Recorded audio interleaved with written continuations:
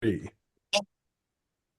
welcome to the Noble Shire for Progressive Discussion. Malcolm Galloway and Mark Gatlin, better well known as Hats Off Gentlemen. It's adequate, and it's always more than adequate.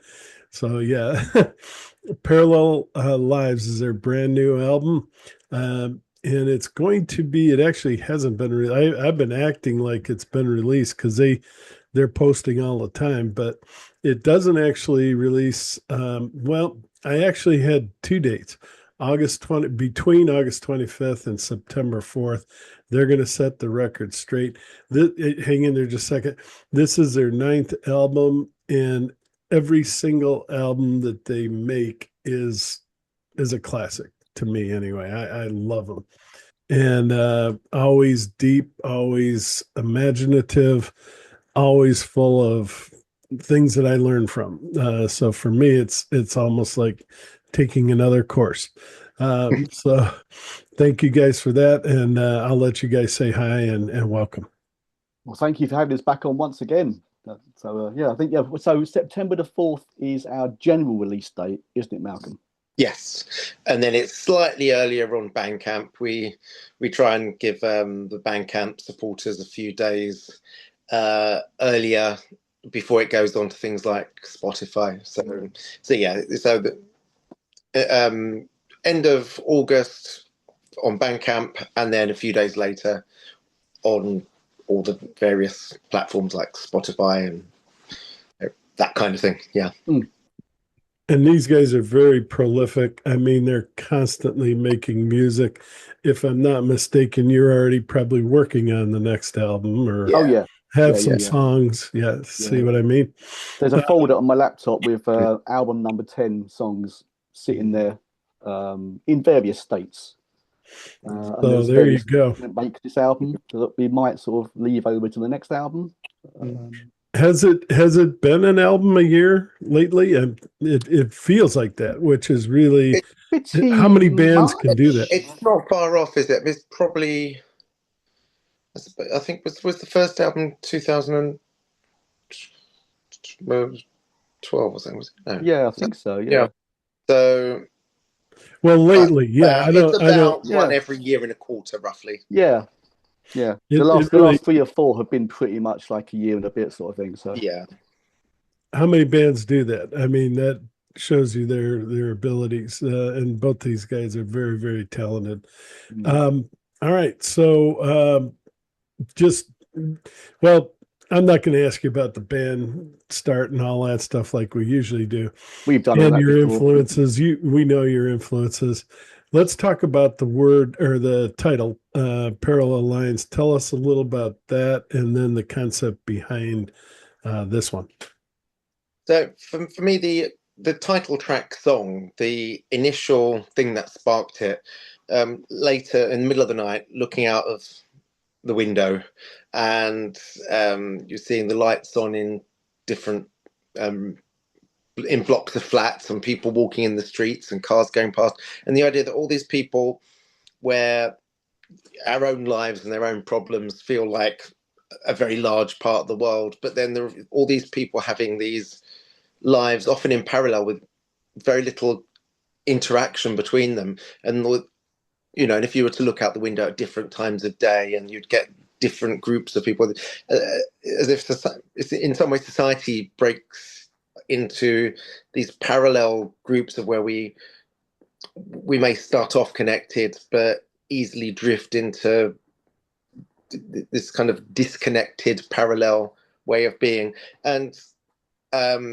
me, it's got the issue of that in a social sense, also more in interpersonal things at a smaller scale, and also in terms of different aspects of ourselves, the different versions of ourselves and the different masks that we use that can sometimes exist within us, but kind of in parallel without necessarily all coming together.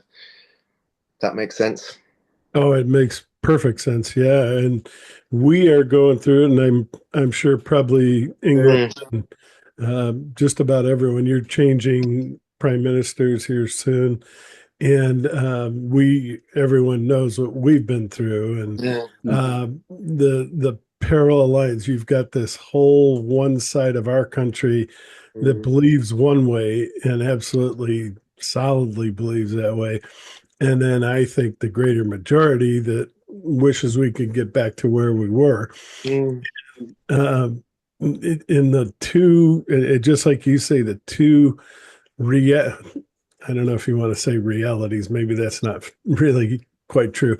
But anyway, Oh, the two realities that the people that each side believes are coexisting, which I mean, you always had infighting with politics and things like that, but it's almost like a different vision of the world now, where that to me is different. Anyway, I mean, you always had people that wanted certain things out of politics and governors and the people that were governing, but now you actually have two sets of beliefs. And we've always had religion, we've always had multiple beliefs, but this the dichotomy is just un you know yeah. But it's something that it's going to be hard for anyone to bridge. I'm sorry, go ahead. yeah, no, I mean, I agree with you. And I think we've discussed this theme previously on We have. previous albums. I think we are all concerned that whatever your beliefs happen to be, there's now pressure from the algorithms to be in There's these another one. Yeah. silos where you are only presented with beliefs. Either you're presented with something you disagree with to encourage anger, or you're just only shown your own beliefs. And so you get used to the idea that everybody agrees with me unless they're either evil or an idiot. Yeah. And regardless of what the opinion might be, I don't think it's very healthy to just No. cut ourselves off from communicating, even with people we disagree with. Silos. Yeah. Those, everyone's got their own sort of silo of information that they Yeah. believe in. I'm sorry, Mark, you've been trying to say something. That's right. Yeah, because I know Malcolm, you said as well. A lot of the songs you use this phrase, was it isolated from your sense of self as well, and your sense of And Yeah. So with in several other songs, we have characters where something happens that challenges the sense of their own identity. yeah, And you may go along in life living this version of yourself based partly on the social expectations and how you see yourself as being seen, and then that becomes challenged, and these characters then have to rethink how they feel about themselves. I mean, in some of the songs, um, well, so for example, in the one inspired by the Philip K. Dick book, Flow My Tears, the policeman said, you have a not very likable character, who's this no. celebrity in a police state. And suddenly he's in a world where he's no longer a famous celebrity and is now somebody without any identification. And so if he gets stopped at a roadblock, he goes to a forced labor camp. And he has to, his whole sense of identity is about being famous and loved, and suddenly he's a nobody. So he's not such an appealing character, though. I think somebody was quite happy with the situation as it was when he was on the positive side of the equation. And then later on in the album, we've got a song inspired by an Alistair Reynolds novel, where I mean, I don't want to give too much away of the twist in the story, but I think I can say it's about a ship's surgeon who seems to keep having experiences in which he then dies and then wakes up, but then he wakes up in a later time period in a different kind of ship. So it starts off like kind of ripping yarn, pirate type era story. Then it becomes more kind of steampunky, and it eventually becomes futuristic, each time with this similar story of he's trying to help the people on the ship and ends up dying. And then something happens that challenges his sense of who or what he is. And that song then finishes with the hopefully more positive idea of he's being told by the ship's computer it doesn't really matter what his background is, it's the choices he makes from this point onwards that decide what he is. You know, he doesn't have to be defined by his past, he can be defined by his choices. So that one I find a more sympathetic character. People, yeah.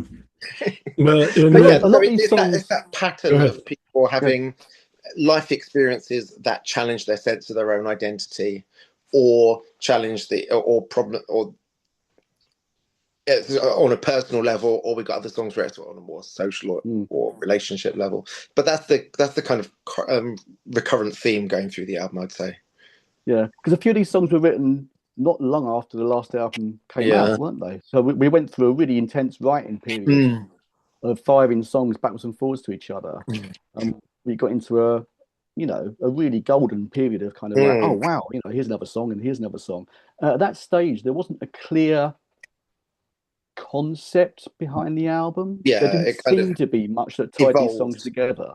And it evolved over time, wasn't it? Whereas the last album was a very clear concept and took a path and a narrative right through. This one presented itself over time, didn't it? It developed from the songs that then formed the connections between them, and it evolved in that way. And as you say, we're always writing. So when we were finishing off the last album was a fairly strict chronological album going through the history of quantum physics. So if we were writing a song and it wasn't about the history of quantum physics, then it really didn't go on that album. But it's not necessarily because it was any better or worse than anything that did. It's just it wasn't the right subject matter for that album. So we accumulate the songs as we're going along, and then it felt like there was a nucleus of a theme that then evolved around this. That first one, the first story you were talking about, that is not only, a story. We've seen it happen here many, many times where our, Gestapo right now, the ICE, have gone out and thrown people in jail. And these are people that actually voted for the powers that be. And they were like, we're all for this, anti-immigration, throw them in jail. And then they end up getting thrown in jail. And it really has happened over here. It's not a story. And then I think the next part to that is what happens if things do change. And now these people that have been in charge, I think they're going to be facing what you just talked about. What happens to them now, and we're going to see. But yeah, this dichotomy. I mean, you see it in Hungary. I think you guys are not going through what we are yet. I think you have an election in 2027, so I hope that goes well. But and you're also, I know we're getting into politics, but there's also a push, which I really hope for, where you're talking about maybe coming back to the EU and getting rid of what are the latest? I just got to hear from you guys. What are the latest? And how do you feel? Well, I can if you want to. On a very pragmatic level, I can certainly say for obscure bands, the Brexit stuff has made life a lot more complicated. It's much more difficult for us to go and play abroad. It's much more complicated for us to send CDs in the post to other countries. It's not my... I didn't choose this. I didn't either. I didn't choose it either. So. I didn't think you guys were, with that, but I agree. I think it's hurt the whole system. Yeah, both sides. EU not being connected with the UK, it doesn't make sense. That was one of those. I know the reason. I know the reason behind it. they felt like they were getting a bad deal and things like that. But there are other ways to resolve that, and more, and hopefully, if it comes back, there'll be more negotiations, and that's maybe something that we've hopefully learned in our country. Um, and again, comes back to what you're saying about, the other side is horrible and we're the best. Silos again. It's like We silo have conversation. We have to find some way to meet in the middle, and I know that from our side it's very, very difficult, because how do you, not so much agree or be willing to choose some of these ideas and say maybe they have some validity, when you when you're almost diametrically opposed to it. But in some ways, I think we're going to have to survive in some way, and it's it is absolutely difficult. But none of us wants to be, and now Canada's talking about separating, and all of these separatist sort of movements, and I can't deal with this, so I'm just going to walk out. What we used to say in sports, I don't like the way this is going, I'm going to take my bat and ball and go home.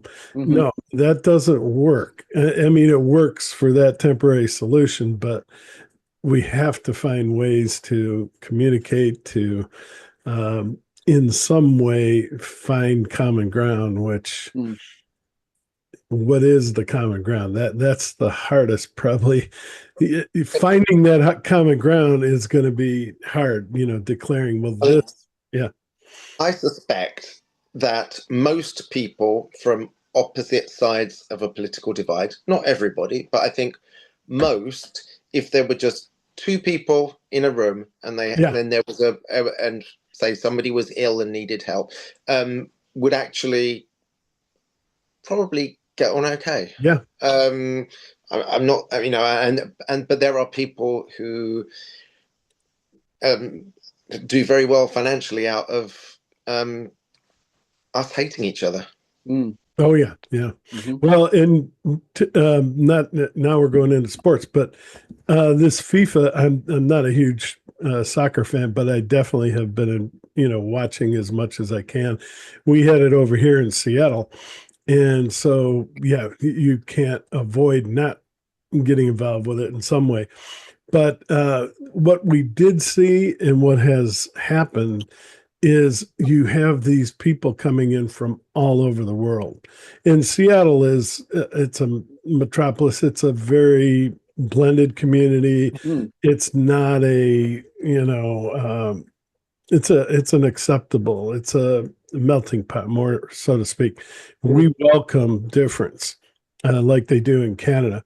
And you saw people from all these different countries during the game probably hated each other and probably hated to see their team lose or whatever, but they get back together after. In the bar scene in Seattle, those places were full, and you never heard about, I'm sure there probably were a few fights, a few disputes, but you really didn't you didn't have these huge wars with each other. So you're right. I think in general, if people are left alone and not antagonized, they get along, because why not? I mean, so that has been one of the best things about this whole, even if you're not into soccer or football, as you guys call it, it has been the fact that, yes, and we had to work together with Canada and Mexico to coordinate these games, and it was a team. I mean, it's kind of a easy way to say it, but it's a team sport, and we actually acted like a team, which no one expected. And we can, and we all can, and you guys are right. We all can live together on this globe, and we can save this globe. It's not, I mean, I don't know if, we're getting way out here, Mark, but I don't know if you saw in Africa, they're actually planting trees across the desert, across the continent to try to help save. So there's a lot of people out there still, not giving up on things. Thank God for them. But it's not too late, is I guess what I'm saying. Despite, all the negative that you hear. And I'm sorry, I'm talking too much. Do you guys have anything to say about any of that?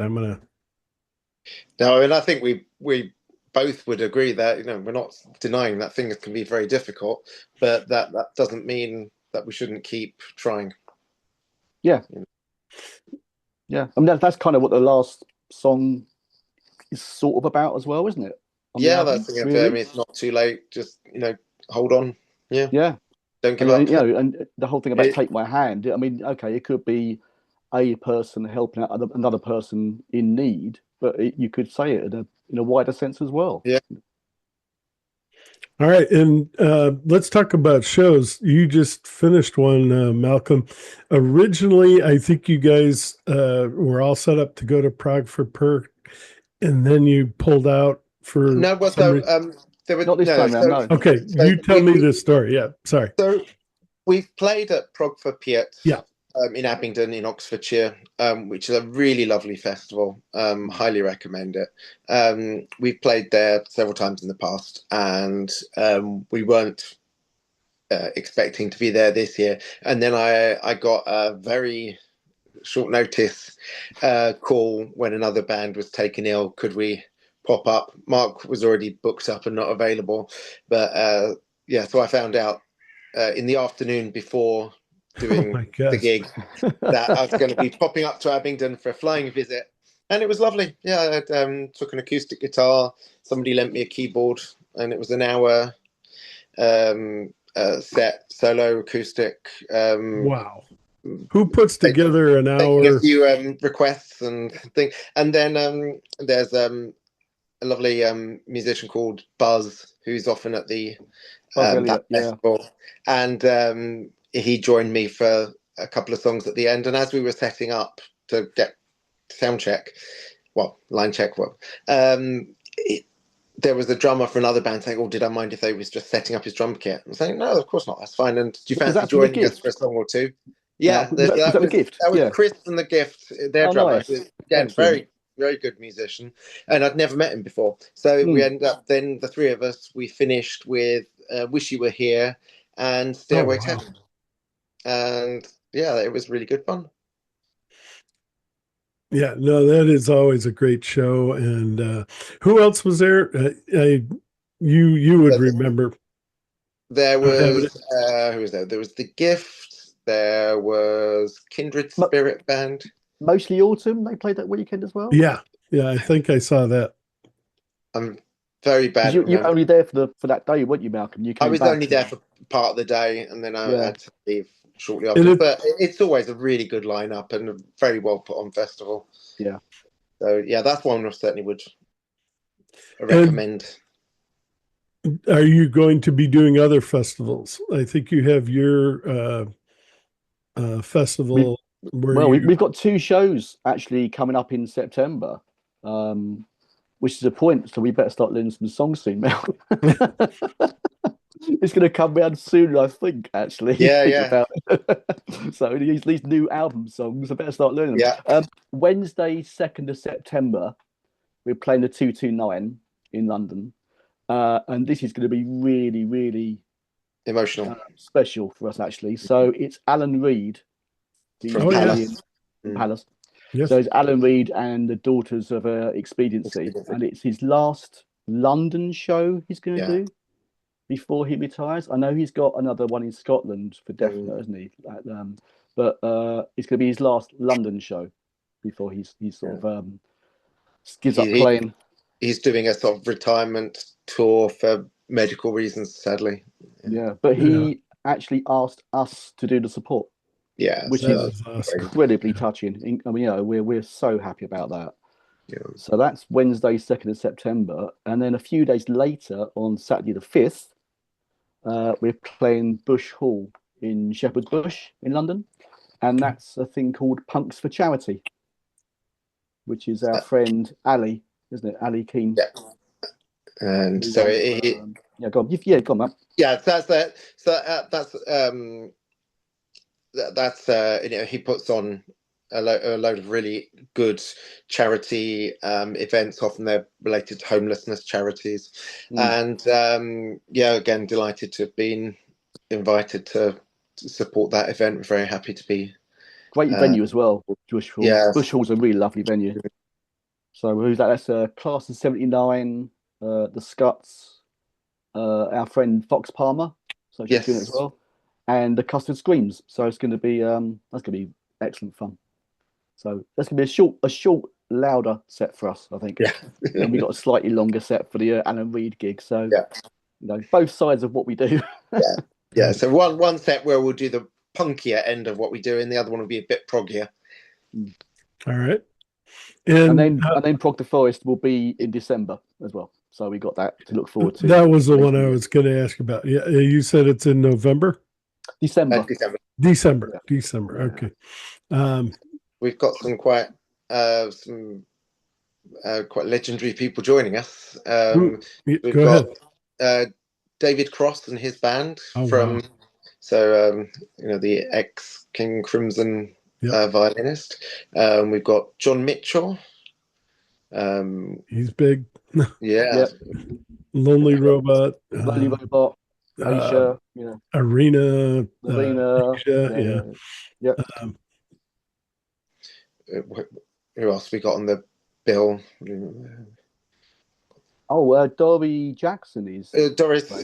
Dory Jackson, and her band also features her dad, who's the Van de Graaff generator saxophonist, David Jackson. David as well, and Doris as well. Yeah.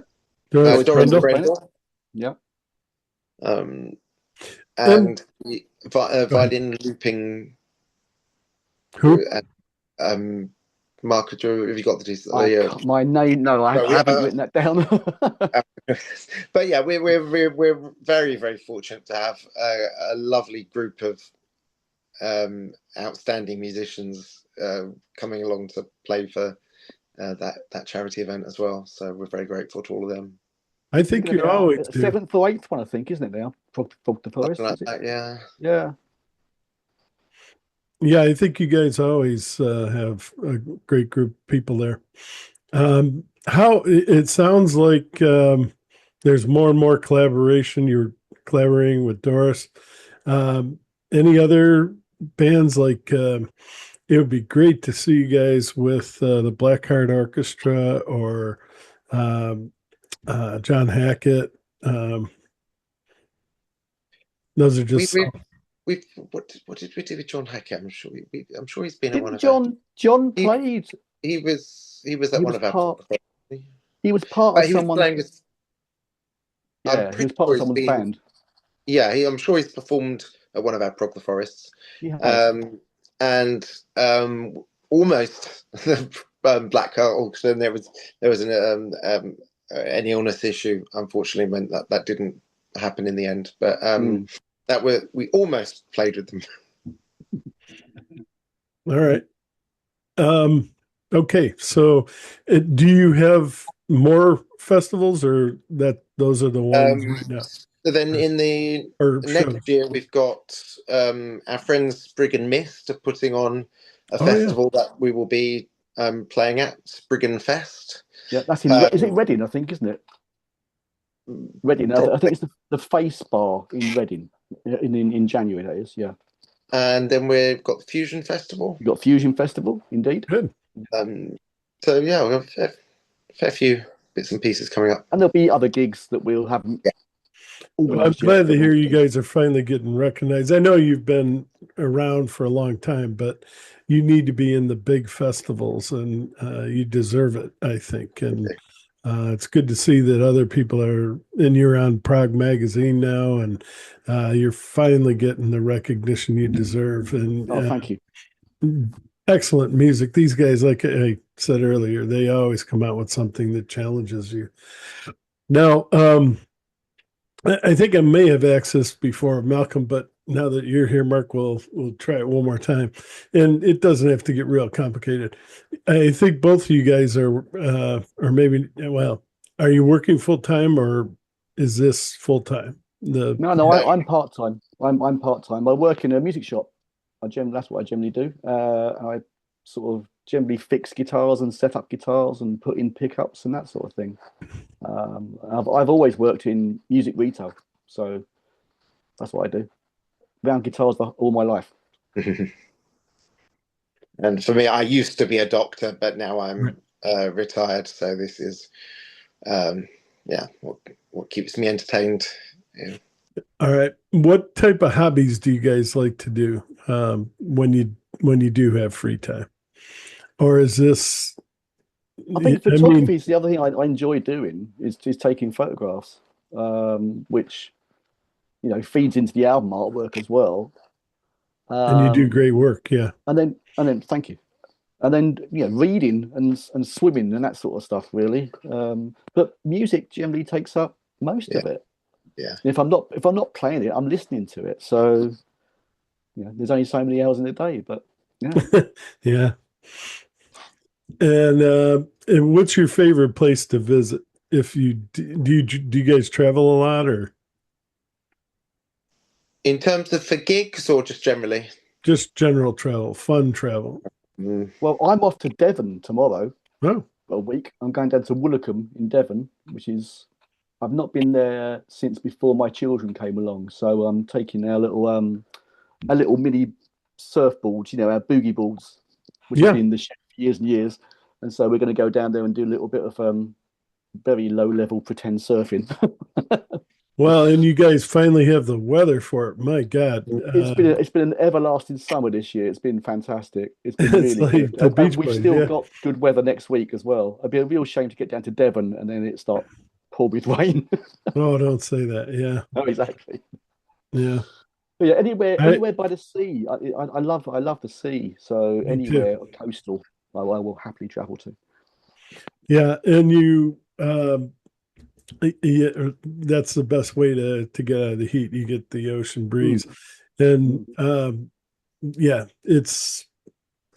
How about you, Malcolm? I tend to either be at home, or if I'm out gigging, that's my main travel, or I'm at karaoke. That's fun too. All right, so let's talk. And any solo projects? Because I know both of you, like I said, are prolific, or you're mostly contributing to Hats Off.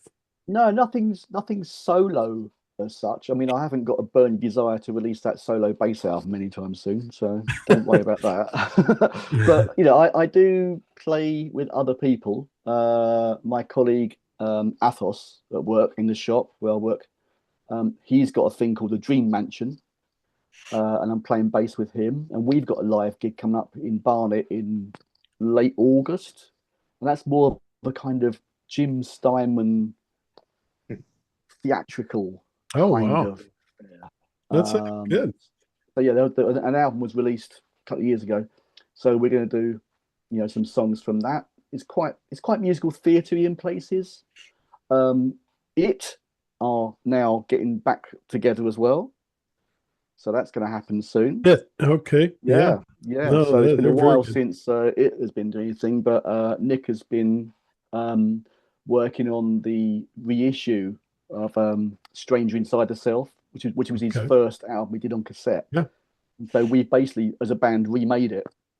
We remade the whole thing, and that's being pressed soon on and the artwork's being finalized on that. I've heard the mixes from it. There's a little bit of mastering to do, but I've heard the mixes. It sounds huge. It's going to be good. Yeah. So that's going to be. So do you think that's next year? No. That's going to be later this year as well. Oh, going to be wow! Later this year. Yeah. I am telling you, 26. I can't believe how much is out there. Yeah, it's there's strong. More. I mean, and there's more to come. Yeah. I another kept strong thinking. year. Yeah, it is just, I don't know why everyone was holding back, but whatever. We're glad to have it. But yeah, all of a sudden, boom. It is just Yeah, and good for Yeah. you. We all love music. Exactly. How about Malcolm? I think well, you've Yes. done. You have your. I don't know if you call it a solo project, but that separate thing Yeah, that you yeah. So I go got ahead. my sort of classical instrumental minimalist stuff. So I got my 8th instrumental album out next month. That's Okay, called There. and I think you've And it's been, very good. Thank you. Very good. and yeah, I think you've been trying to send it to me, if I'm not mistaken. But if not, definitely do Oh, if that. you've not got it, just let me know and I'll make sure that's rectified. Okay, all right. But yeah, like you say, there's so much out there. I've been Mhm. so darn busy trying to catch up with it all, but I will get caught up and I'll definitely be happy to do that because I do like your solo albums or your side projects, whatever you want to call that. Um, all right, let's see. Let's go ahead and we'll talk about rather than go line by line, unless you want to. What are some of your the first one, that opening track is My Blistering Mind. I think that's the video also, if I remember. Yeah. Hmm. Um, talk about both the song and that video. It's very, very personal. I mean, your face is right there and Yeah. your there's no go ahead. I'll let you. Yeah, so that's a song very much sung from the perspective of, the protagonist viewpoint. Person singing is singing about mental health problems. And yeah, so I mean, it is fairly personal. My mental health did take quite a knock when I got diagnosed with a progressive neurodegenerative retinal disease, which is making using, the we do everything in house. So all the artwork, all the mixing, editing, writing. Yeah. So everything we do is all very much based on being able to see what I'm doing on the laptop, Mm. and that's getting physically harder. And that's yeah, and that coincided with my mental health not being particularly sparkly for a while. So that very much feeds into the narratives of quite a lot of the more personal songs on the album. But you seem to go through maybe periods because right now you wouldn't even know. Talking with you now, I don't even sense any of that. But I'm sure I'm not saying, Well, I'm not doubting. I'm not I doubting mean, you're going through it. I am in a much better state than I was about 6 months ago. Hmm. And one goes up and down, and yeah, yeah, I'm not too bad today, but no, I did go through a tricky It's patch, and so that was about the unfortunate. time that I was writing a lot of these songs. But also performing songs about this stuff is also cathartic. Mm. So, I so would I imagine. have to say, when I was at Prog for Piet, it was quite uh, it was quite intimate, just me and a guitar or me and a keyboard, but Yeah. open and expressive, and you know, getting rid of some of the stuff that's difficult to express. So you're interesting actually when you're saying that I don't come across in that way, and I do understand that. I mean, I'm aware that I don't often express emotional things very much in terms of either my tone of voice or facial expressions. Doesn't necessarily mean you don't feel them, Right. but when I'm doing music, that's when I kind of channel that kind of thing and it comes out. Mm. And I hear it in your vocals. I do. Yes. yeah, I would really struggle if I didn't have that opportunity to express stuff. Mm. Yeah. Mm. It's actually a real pleasure to be in a room when Malcolm's recording that stuff because it's you know it's obviously very very personal for him, and it's yeah, it's just lovely to be a part of that and actually trying to capture that emotion at the time. Mm. Yeah. And I know you're probably not doing it for this reason, but um, though you're probably not the only one on this earth that's going through similar situation. Yeah. And for them to be able to see you and you functioning what we call normally, being out there on a stage playing music, that can only help, I think. And people that are going through similar situations. Well, one of the things that I most appreciate is when we do a gig and somebody comes up afterwards and says about a particular line or a particular song, thank you, I felt understood. And I think that sense of, it's not that you're asking anybody for sympathy but just that sense of understanding each other. And so you don't feel alone, and the other person, and you don't necessarily have to wallow in anything, but you feel understood. That's something that I find quite moving when somebody says that a song is connected with them like that. Yeah, that's good. I mean, the video. I'm sorry. The video for that song was made on a budget of absolutely no money whatsoever. But it looked so professional. My phone. It was literally done on my phone. So my bits were done downstairs in my son's bedroom against a white wall. And I just took about, 6 or 7 takes of the song with my phone on a stand. Sent that to Malcolm, and then Malcolm recorded his parts at home where he is now. Mine was just a phone on a selfie stick, again in my older son's bedroom, trying to avoid any of the bits in the background that you have in the background. So it just looks like a white wall, and then just pushing the contrast up so that most of the background disappears and you're just left with this very stylized face floating intensely in front of you. I think that was the second version of that you sent me. You sent me a first version, which was good. I said, how about we make it a little bit more like this? And then you went away and you came back and you nailed it. I was like, that's it. That's the video. That's done. Yeah, that was actually that was quick. That was just a few hours. Okay, and just to break that cycle of going track by track, which one would you like to talk about next? Which one?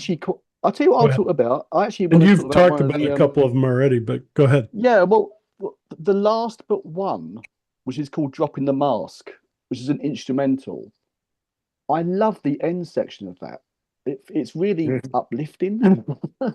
Because we were trying to come up with a title for that song, weren't we? I think that's the last song that didn't have a title. And looking through the rest of the songs and what a lot of them seem to be about, you thought, well, how about we call it this? And to me, it sounds almost like it's quite tentative and unsure at the start of itself. And then as it kind of goes through, it becomes a bit more confident. And by the end, it's like come to kind of terms with who it is, and it's kind of accepting who it is. Does that make sense? That's how I see it. I agree. That's how I see it. Yeah, and your bass playing is incredible, as it always thank you. is. Thank you very much. On that song, Dropping the Mask. Yeah. It just seems very it's a release of a song towards the end, And then we go into the last song, which is a completely different thing altogether. So, yeah, talk about Just Hold On, parts 1 and 2. It's kind of the big closer, and it's I think very deep. But thank you. Well, it was 2 separate songs, wasn't it? It started off as 2 separate things, and then we thought actually they kind of fit together. The beginning bit started as a standalone short choral piece, and then we turned that into like the introductory 3 minutes or so, whatever it is, of the the part 1 of it, and then a guitar comes in over the choir and then takes us into the actual main substance of the second chunk of the song. And that's we do try with the albums to finish with something a little bit hopeful, because we do acknowledge that a lot of the thematic material that we deal with often in our albums isn't necessarily chirpy, and Well, but it's we try and end with something that's at least some kind of element of hope or positivity. Mm-hmm. Parallel Lives. Catherine actually joins you on vocals Yes. on that track, and you promised. I think when you and I were talking last time about the last album, you said, "Yeah, I want to get her back playing flute." But is this the first time she sings, or I think she sang backup? But she sang. Which album was it that we had? She did Under the Skin. Lucy Lives in a Black and White Room. Something. That's it. Yeah. That's probably Kill Code, I think, was it? So there's we had an album, When the Kill Code Fails. I think it's the album where she has a track where I do playfully say to her that, you know, she is a released rapper. It is rhythmical spoken word stuff that rhymes. I'm not saying it sounds prototypical of a rap. It's more of a kind of spoken word thing with musical accompaniment. Under the Skin she sang on as well. Oh yes, that's true. Yeah, another one that she sang lead vocals on. And she's done some backing vocals and other things. But I think this is the first one, I think, where we've got that kind of co-lead vocal. Yeah. Sense. Do you think there'll be more? Because it was excellent. I hope so. I'm always keen to get Catherine doing as much as she wishes to do. Yeah. Well, she has her own projects. Does she have albums out? Yeah. I mean, she's got under her name of Catherine Thomas, she's got solo flute and piano and flute chamber music CDs. She has a wind quintet, the Galliard Ensemble. They've got a new CD coming out, and they've got lots of classical music CDs. Yeah, so she has quite a big catalogue. Yeah, I'll have to look for that. Yeah, but she doesn't have anything. But she hasn't got any other rap albums. No. Yeah, that's a fun thing. That's probably her hobby. Yeah. That was good fun recording that tune actually as well. I really enjoyed that session of all that percussion we put on and just building it up in layers and trying to make it as human as possible. And also, I think both of us we like having. We both have got obviously a strong background in prog music with, you know, complex time signatures, key changes, twiddly bits, and we certainly have that element to what we do. But it's also nice to have some moments on an album where it's stripped back and it's, you know, really just a bit of an accompaniment and a vulnerable voice, basically. And you're not hiding behind big solos or any kind of fancy engineering trick, production tricks. And also, I think sometimes it's quite interesting to see if you're doing, say, an acoustic gig. Do your songs work without any of the kind of support of things that orchestration? Can they actually hold their own just with a chord and a melody and a lyric? And hopefully they do. So yeah, we do try and have that kind of light and shade. And I do like that the title track being the one that really is quite exposed, quite bare. I think I've told you also that I love, probably of all the instruments, probably keyboards. And Pretty Blue Fox is a excellent keyboard. Since innovative keyboards and they're like waves, they just keep coming in waves. Talk a little bit about that one. I liked all the songs, but that one just jumped off the page, I guess. Go ahead. Good fun. Quite often with these kind of tracks, I mean, in contrast to something like the title track, in something like Pretty Blue Fox, we'll have lots and lots of layers, and you'll have different instruments coming in and out of the textures or moving around the stereo space. And we can really play with those kind of producers. There's a lot of stuff toys. on there, isn't there? There's a lot of stuff. I remember you Yeah, sent so me that. often, and then, often It'd these be kind great of to see it live. Yeah. I mean, it'll often be we've got impossible about for us to play it live. often we've got about something like that, probably 80 or 90 tracks going on at the same time. Wow. Hopefully, you know, we make a big effort to, you know, cut out space with EQ and with the stereo spaces. Hopefully it's not just a big mush. But yeah, we there are lots of layers going on, and hopefully, which we hope to make it that people might enjoy it on a first listen, but that, you know, each time you listen, you might notice more details that hidden in there. Yeah. And I'm still noticing details. And I made the song, I made the album, and I can play it back and go, oh yeah, I forgot about that little thing that happens on that left-hand side at 2 minutes 30, and maybe only happens for like 8 bars. It's just stuff like that you keep coming back to. That's also, like immediate inspiration. Yeah. Every time you hear something, it's different because you are. Yeah. What you perceive is a combination of, you know, the sensory stuff that comes from the outside world in, but also the top-down processing of what you're thinking about, where your focus, where your mental focus is, what your state of mind at that moment is, and that all combines. And you know, every time you hear something, potentially it's slightly different. So we do like the idea of. And I'm glad you brought that up. I'm glad you brought that up because every once in a while I hear people saying with prog, oh, it all sounds the same. Everything is, you know, Genesis. Yes, you know, it's a derivative. And I've never, ever heard anyone say that about Hats Off Gentlemen. Ever. Their albums are always different. Yeah, they definitely deal with topics and things like that, but they're never the same. Thank you. Yeah. No, and again, another reason I love doing reviews for your music because it's always changing. It's always different. Do you want to let's see, we talked about Dropping the Mask. We talked about Just Hold On. What about Just Another Thing? Oh, that was quite fun. So the origin of the song, that's one where it's quite directly personal. So this was Catherine and I had gone to Moorfields, the eye hospital, and I'd just been given my diagnosis. And then after we got back,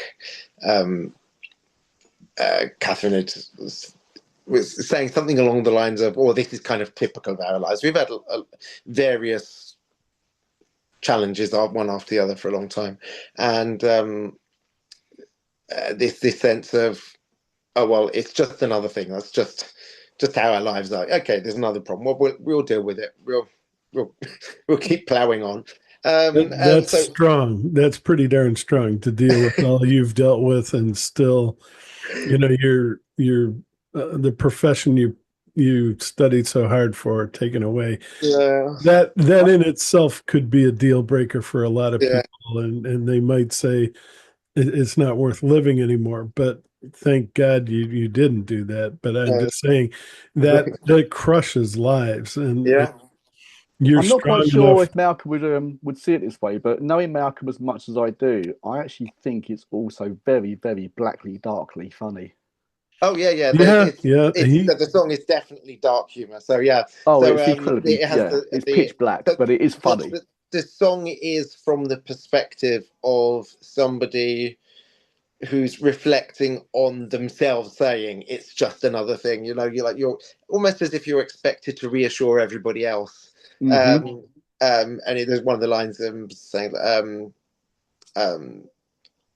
I know I'll always cope. I've always been someone who copes until one day I won't. Until then, it's just another thing. Yeah. So it was quite interesting for me playing this on Friday in a solo acoustic version. Okay. Because when we'd originally written it, before we'd recorded it, Mark and I were kind of joking about this was not going to be one that would be very practical for live performance because there's lots and lots of words very fast with nowhere to breathe. And I'd written it assuming it would be recorded as we record a line and then we record the next line. And so you breathe between takes. But then when we came to record it, I was like, well, I'll just have it. just to see what happens. I'll try just keep rolling, and I think we were both quite surprised that the breath managed to carry on to the end of the. Because it is a quite. I made the mistake of thinking for a while that things stabilised, and you was going, I can't do it now. But you did it. I can't even say it now. But if you do it on stage or in front of the mic, and it sort of worked. You discovered lung capacity you didn't actually realise you had, didn't you? Yeah, maybe it's the extra adrenaline or something. Because I don't think I'd be able to do it unless I'm actually performing it. Yeah. But it did. And you also managed to get the word. You also managed to get the word discombobulated in there. Yes, which I think is probably the first time it's been used this song. Well, it certainly is the first time we've used the word. That was very much. I can't think of any other songs that use the word word. discombobulated. Because so good to say. It's also not that easy to work it into a rhyming scheme. No, that's right. But but you did. Yeah, I must admit I've been more than a bit discombobulated recently. I can't deny the increasing frequency of noticing how close I come to letting the mask slip. So, which is a great line. It's a deferred. There's a deferred rhyme in there. I think it's a playful rhyming scheme. But yeah, I agree with Mark. That is definitely a dark humour tinged song. So I quite enjoy that. I mean, and it's one that I've found at the live gig. Yeah, you can sing it with some venom, and it keeps me entertained. Yeah. All right, I got to ask you about intermission. Who has an intermission on their album? It's a great idea. When I saw that as a title for the song, and then I heard it, I was like, perfect. But talk a little bit about that. That was a great addition. Well, I'm not quite sure what else would have called it. Yeah. So yeah. So in previous albums, we've had songs that they're kind of a little gentle palate cleanser between two more intense things. And it does kind of we do work quite hard to give about the shape and the flow of an album, and we want some moments where you can have a bit of a break, bit of a reset almost. Yes, and then bring elements back in. Mark is right that we're running out of words that mean that, synonyms for that kind of thing. In terms of intermission, I just recalling seeing I think Superman at the cinema in the days when there would be a sign that came out, intermission, time to enjoy, and you were meant to think, why absolutely. I don't think that doesn't seem to happen anymore. But no, and like I say, I just saw this 3-hour or something movie. It would have been nice to have an intermission. Yeah. You saw everyone running to the bathroom mid-spin. You have all the noise and everything. It's like, why couldn't he just pump in an intermission there just to give people a break? But it was so intense, you didn't want a break either. I mean, but anyway, go ahead. I'm sorry. But go ahead. I hope it's more of a jazzy tinge than a lot of songs in the album, isn't it? It's kind of jazz mixed with, would you say it's like modern classical changes in there? And angular. It's a kind of angular, awkward jazz type feel. I think it's sort of prog jazz. Would you call it? But it's quite different from a lot of the rest of the stuff on the album. But it is sort of like a deliberately different pause before then going back to the vocal side of things. When Malcolm sent me that song, I sat down and listened to it. I was like, "You've got to be joking!" You'd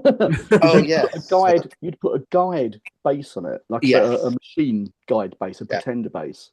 And I was like, "No, I'm going to play this. I'm going to play this note." I must admit, I originally didn't think that was going to be very practical because it, at first it's almost. I mean, it's quite atonal bits of it. I mean, and. I haven't got jazz chops either, so I'm not really versed in that kind of theory, and And it sort of felt like the notes are random, but if we changed the notes, then if any of the notes weren't the ones that we'd chosen, it just sounded wrong.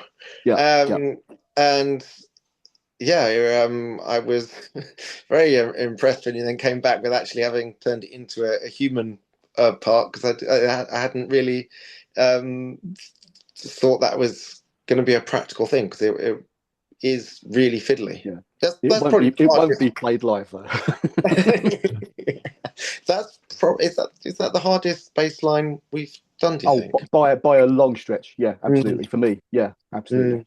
Yeah, but really good though, because I mean, my ear, to get my ear in and really dig down into it. It was a good thing to do. So yeah, But I think sometimes it's quite nice when you're doing something that isn't just what naturally falls under the fingers because they're the standard patterns that you're absolutely. used Yeah, to playing. So this was, I suppose, it was more of a kind of keyboard kind of line of writing rather than what would naturally fall under the fingers for a bass. yeah. Oh yeah, that wouldn't come from a strung instrument, I don't think. No, That sort of very, very sort of angular. composition, very angular. Yeah, yeah. All right. And then Never Really Felt Like Home. This is where Catherine actually plays the flute.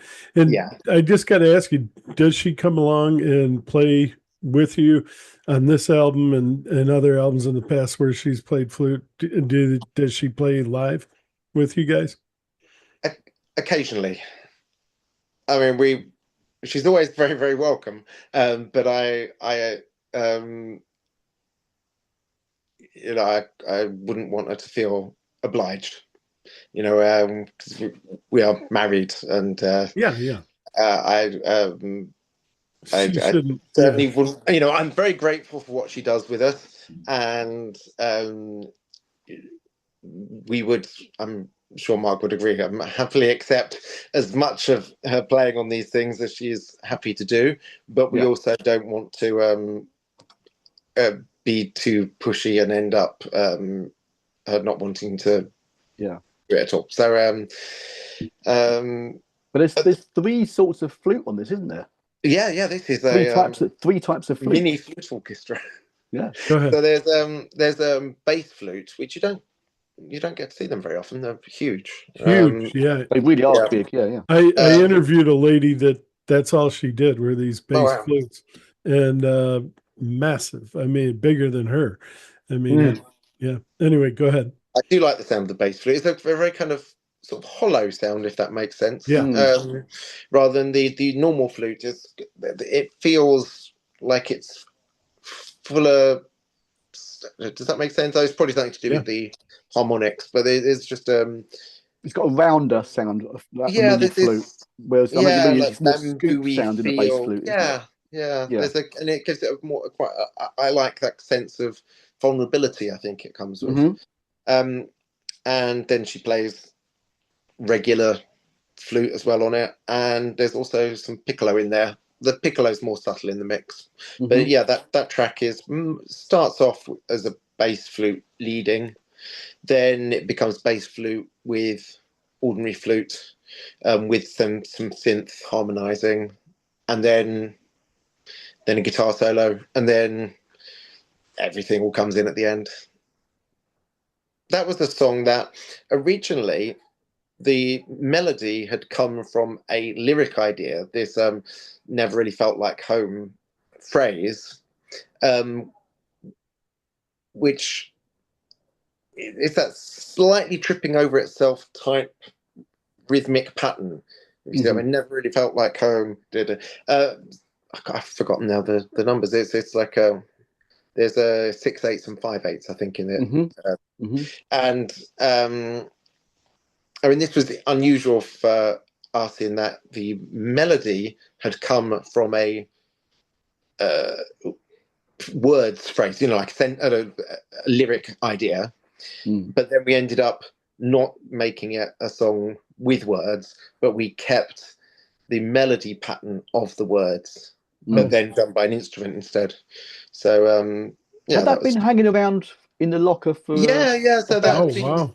2 albums ago or 3 albums ago? Yeah, and it didn't fit those previous albums. I mean, initially I was kept working on the lyrics of it as a song, and it was just a little bit too on the nose for me. Yeah, it's one of those songs that wasn't ready to be born yet, wasn't it? It was like wanted to be almost right, and then in the end it was like, well, actually, would it be better just without being sung? Without lyrics. Yeah. And then I think that works better for it.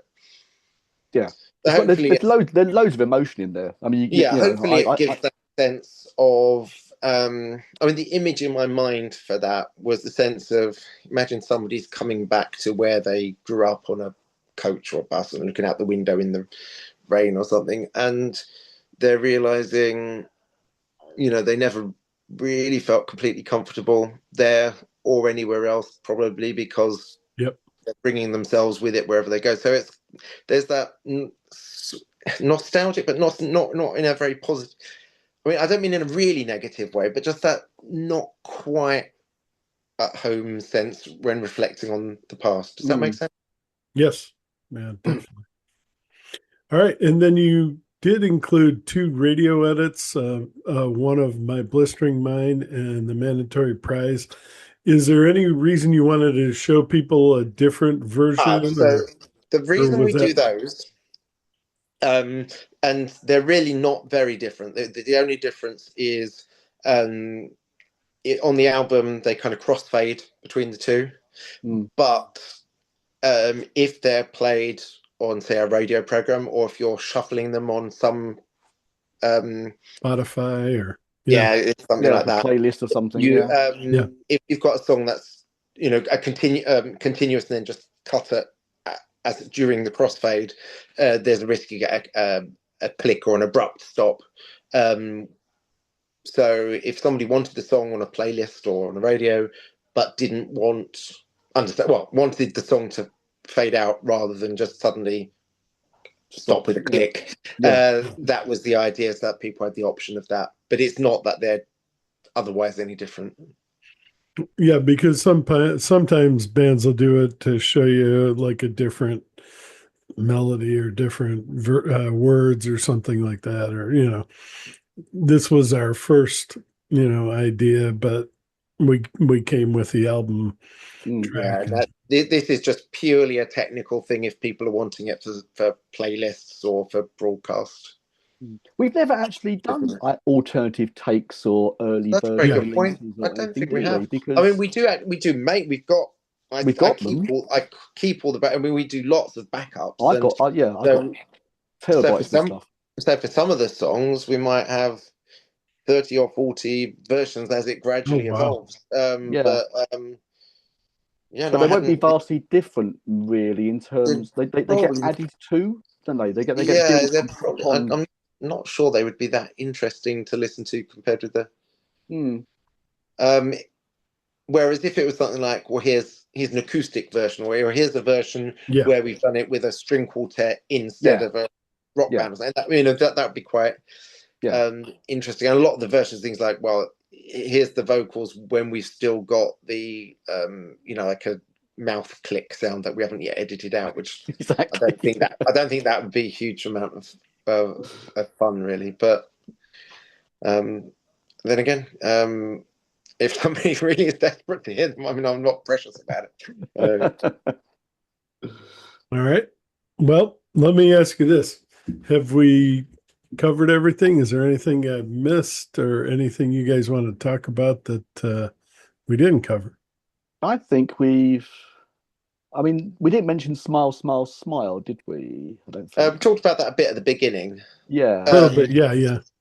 Go ahead. So, that one, and we didn't talk, I guess, directly about Mandatory, although you did. But go ahead if you want to. So Mandatory Prize is another Philip K. Dick inspired one. It's about someone, again, it's that same theme of somebody finding that their sense of self is at odds with the expectations on them. So this is somebody who finds that they've won a prize in a lottery that they didn't choose to enter. There's no mechanism for them to refuse the prize. The prize is a college scholarship, which comes with automatic conscription into the army. It was, I think it was. I find it really sinister, that song. Yes, I find it really, really sinister. I think the short story it was inspired by was written, I think, during the Vietnam War. Yes. So and that did happen. Yeah, that happened. I mean, I came after, but they were still not Vietnam, but the one that happened after it. I still had to sign up and make myself available for the draft when I went to school. So yeah, you're right. It actually did did happen. Luckily, I never served, but yeah, no, that kind of thing absolutely did happen, and they kept track of you, and all that. And you had every single quarter you had to report in. Yeah, Mm. I remember I that. find that sense of helplessness when you Yes. can't, utterly terrifying. Yeah. Utterly Yeah, I terrifying. agree with It you. was. Where something's been mapped out for you and you've got no say in it whatsoever, and you And can't you're fight also it expected to be grateful and to and put on this compliant. positive And smile. So that's in the Well, story, yes. So, where they're saying, your gracious acceptance speech has already been written for you and given to the press, that and was they've fun already trying to made. tweet those lyrics. Actually, I remember Yeah. being in Mm. South Woodford trying to tweet those lyrics and trying to make it. How can we make this a little bit more small printy? Yeah. And somebody from my perspective, I'm going back. I'm wanting to go to college to better myself, learn more. Not that I'm not afraid of serving my country. Definitely, if we're in a war and somebody's, like Ukraine, they've surrounded us and they're trying to take away the country. I'm in. I will be just like the next person. You don't have to even ask or force me. I'll be there. But if we're going into Vietnam, we're going into Venezuela, we're going into these Cuba, we're going into these countries just to play around and try to take it over. No, I don't want to be a part of that. But yeah, no, it's like you say, freedom of choice. You're taking away that freedom of choice, and that's not fair. No, and tying it to education of all things. I mean, that was the hardest part for me. Mm-hmm. Yeah. I think the thing that feels sinister to me in the song is not even so much that the character is forced in that position, but that they're forced in that position and that they are obliged to pretend to be grateful and pleased. Mm-hmm. Yeah. Yeah, and it's got that kind of over the top musical theatre element. Like there's this almost mini choir bit commenting on. So that I think that's good fun. Were there any other ones we didn't? Well, smile, smile, smile. So that was we talked about. That was to flow my tears. The policeman said. Inspired. Also, very kind of dark and paranoid feeling. I think. Very. And that's one got that kind of spy movie. That kind of the sort of the rising string motif thing you do. That's my favorite bit of that song. Yeah, that's one we're looking forward to doing live. Which ones, if you had a choice, which one? I mean, you'd probably love to do the whole album. I think you have done the whole album before, other albums, right? A full album. I'm not sure we've ever done them like from start to finish. Okay. No, because a few of them do have. There's always a few of the more electronic tracks on any of our albums that we wouldn't want to sort of just press play unless we were dragging a load of synths on stage with us. Yeah, there's always that pragmatic more songy element. ones that we play, isn't it? Generally. Yeah, usually. But in terms of ones that we could do live, so we've done Blistering Mind live, and that works fine, I think. We will definitely be doing Smile, Smile, Smile. We will be doing Just Another Thing, I assume. And we're hoping to do Just Hold On as well. I was going to say, so without the choir, to be pragmatic. Yeah, just play the part two. We'll just start from the as the guitar comes in. Yeah. And maybe do and I don't know if you and Parallel Lives as well. We've done that as well. We've actually done that before we tracked it, didn't we? I think. Yes. What about doing like I know Genesis did that, like bits and pieces of all their favorite songs, the keyboards, or something like that. I forget what. There's a word for that. You guys know what I'm talking about, sort of. Where they've like a medley of 3 or 4 different songs that run into each other. Would you do that, and maybe do Intermission mixed with Never Really Felt Like Home? Would you do something like that, or? I'm Well, I not think averse to the idea. we're open-minded. We've never discussed it. Yeah, we're open-minded though, and I think it depends on what the event is, and also what facilities are available to us, because we just pragmatically we gig with what we can carry. Yeah, there's enough. Yeah, you already have loads of music you can play, no doubt. I mean, usually, unfortunately, we would use keyboards more in our live shows if we could physically transport them more easily. But pragmatically, for me, I can't carry much, and I couldn't take a keyboard as well as a guitar. Yeah. If it's a venue that's got a keyboard, we often incorporate the keyboard into the show. Yeah. All right. Anything else I missed, or anything else you guys would like to discuss? No, I think you've covered it. Everything, everybody. Yeah, and I just as always to say thank you so much for all your support. We very much appreciate it. Yeah, thank you very much. You'll never get rid of me. Sorry. No, I'm kidding. No, I Always really, a pleasure. Yeah, you guys are fun to talk to. The music is fun. The albums, like I say, it's almost like a new book coming out. I look forward to them. And the stories are, I mean, if you haven't listened to these guys yet and you haven't heard some of these stories, sometimes they are dark. Yep, that's true. But there's a reason for that. There's a meaning behind it. And well, again, on the website, Malcolm explains the songs and the kind of the stories behind them as well. So if you go again, you can go deeper. You can go to hatsoffgentleman.com and you can read about the album and see the artwork on there and other little photos we've taken during the sessions and that sort of thing. So, and hopefully, again, with the physical CD copy, you'll get your 24-page color booklet with all the lyrics and photos and all the stuff we try and hopefully you'll follow his guide and pick up a couple of these books, because I know he's probably not pushing that as a marketing tool, but there's a reason he's talking about all this and referencing these people.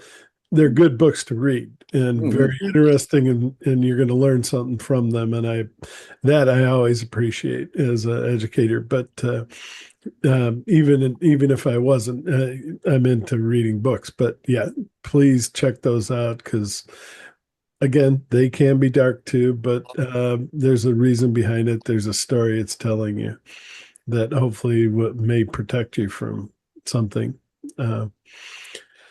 Okay. Well, again, Malcolm, Mark, always a pleasure to talk with you. Thank you very much. Yeah, never turn you guys down. But I think I always invite you the minute we get done with it, reviewing the album. I always like to review it first, just so I know what the heck I'm talking about. But also, it's only fair. You're sending me the music. Let's do that. Then we'll talk. Really appreciate that. Yeah, thank you. Thank you. All right. Anything else? Otherwise, okay. Thank you very much. Please, again, the album is Parallel Lives. Hats off, gentlemen. It's adequate. Sometimes I just say hats off, gentlemen, and hats off to these guys, because I'm telling you, they couldn't have picked a better name for the band, because they deserve it. But no, Parallel Lives. Please pick this one up and go back and look through this intense and deep discography they have. And you're not going to have to wait too long. Number 10 is probably coming in 27, it sounds like. Yeah, probably. Something like that. Yeah. All right. Thanks again, guys. I'm going to go ahead and pause this. I really Thanks very much. both of you being here. All right. Hold on just a second.